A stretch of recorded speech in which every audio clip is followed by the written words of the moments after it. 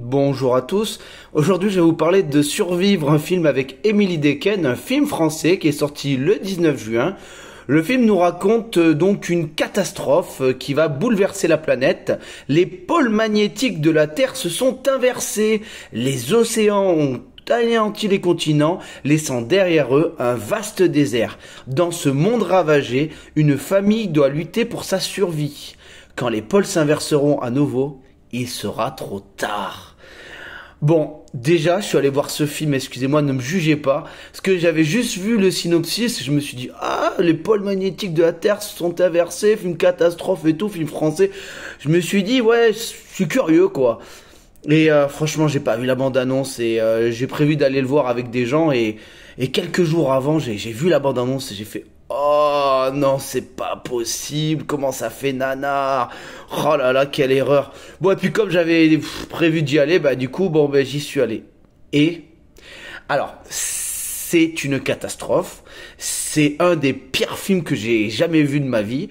Mais vraiment, j'ai pas souvenir au cinéma. S'il y a des films qu'on n'aime pas, mais qui ont des tentatives, quoi. Mais là, il n'y a pas de tentative. Et je sais pas si j'ai déjà vu si mauvais. Ah, je sais pas. Les Dalton, Aladdin, là, avec Eva Adams, c'était nul, mais c'est de la comédie, donc il y a une tentative de faire rire qui rate, hein, certainement, mais après, je sais pas, Venom, Madame Web, c'est mieux. Les Chevaliers du Zodiaque, ouais.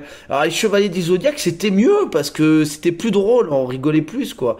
Mais, alors attention, hein, on rigole des moments, tellement c'est nul, on rigole quand même. Mais les Chevaliers du Zodiaque, on rigolait encore mieux, et puis, on rigole encore plus et puis il y avait peut-être quelques bonnes idées bien un peu cachées mais enfin bon c'était pas désagréable. Là on a en face un film mais qui ne doit pas sortir en salle déjà, hein, qui doit rester sur Amazon Prime, sur Netflix, sur une plateforme. Je comprends pas comment ça peut passer le cap du cinéma quand on voit qu'il y a certains films qui sortent directement en VOD et qui sont super. Là non mais c'est pas possible. Ah, déjà, ce qui m'a le plus choqué dans le film, étonnamment, c'est le son. La bande son est catastrophique. Il y a des bruitages, les musiques, on peut pas choisir mieux pour faire nanar. Tout est raté au niveau du son, le son est catastrophique. Mais vraiment catastrophique. Les acteurs, mais c'est une blague. Mais qui est le pire? Qui est le pire? La mère, le fils, la fille.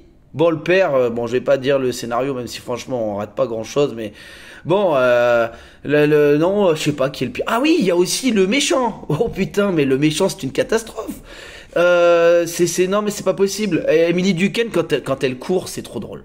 Alors bon, le scénario est catastrophique, hein, parce que en fait c'est un film d'horreur. Ah oui, je l'ai pas dit, c'est un film d'horreur. On croit qu'on va voir un film catastrophe, c'est un film d'horreur. Enfin, film d'horreur. C'est un slasher.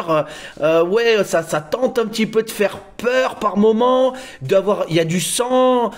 Mais c'est ridicule. C'est ridicule. J'ai jamais vu un truc aussi ridicule. Ça a ni queue ni tête. Emily Dequesne, elle se transforme en Tomb Raider. Je sais pas, elle met de la poudre pour cicatriser ses blessures. Au fusil à pompe, c'est headshot à chaque fois sur les bêtes qui attaquent. Non, mais mais ça n'a aucun sens. Les personnages sont ridicules, ont des réactions totalement inattendues, mais je veux dire, on comprend pas pourquoi ils agissent comme ça.